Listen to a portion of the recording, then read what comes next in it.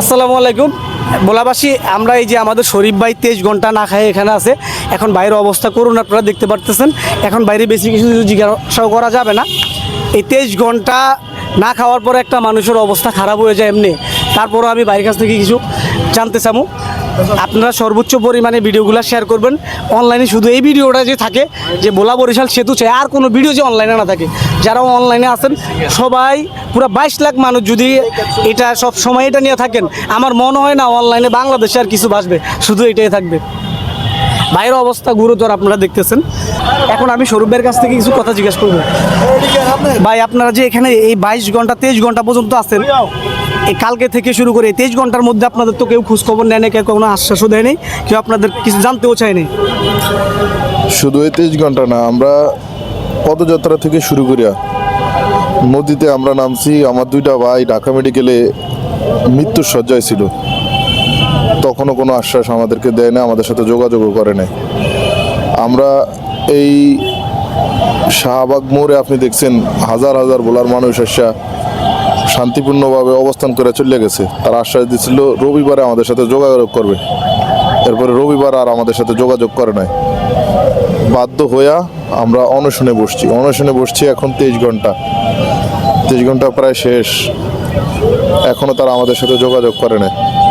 অর্থাৎ তারা বুঝাইতে চাইতেছে ভোলার জনগণ আসলে জনগণই না, এরা কুকুর বিড়ালের মতো, এদের কোনো অধিকার নাই, এদের কোনো চাহিদা নেই, এরা একটা চরে বন্দি থাকবে, এইটাই এই রাষ্ট্রের চাওয়া। আমরা আমাদের অধিকার চাই। আমাদের বক্তব্য একটাই, ভোলা বরিশাল সেতু চাই। ভোলা বরিশাল সেতু আমরা তো ওনাদেরকে বলি নাই যে আজকে আপনি ভোলা বরিশাল সেতু করে ফেলান। আমরা বলছি যে আপনার অন্ততপক্ষে যদি নাও পারেন এই সেতুটা পাশ করিয়া যান, যাতে পরবর্তী সরকার আইসা এই সেতুটা করতে বাধ্য হয়। আজকে আপনারা দেখছেন তারেক রহমান বলছে যে তারা ক্ষমতায় আসলে কোনো মেগা প্রজেক্ট করবে না। তাহলে এই সরকার যদি এই প্রজেক্টটা পাশ না করিয়া যায়, তাহলে বিএনপিকে যদি ক্ষমতায় আসে, তাহলে এই সরকার এই সেতু কি করবে? তারাও তো করবে না। অর্থাৎ আমরা 54 বছর আগে থেকে যে আশ্বাস আর বিশ্বাস নিঃশ্বাস এর মধ্যেই ছিলাম, বর্তমানে এর মধ্যে আছি, ভবিষ্যতেও এর মধ্যেই থাকবো, এটা নিশ্চিত। তাই আমরা সিদ্ধান্ত নিয়েছি যদি আমরা মরেও যাই, তারপরেও আমরা ভোলা বরিশাল সেতুর কোনো সুরাহা যদি ওনারা না করে, আমরা এখান থেকে যাব না।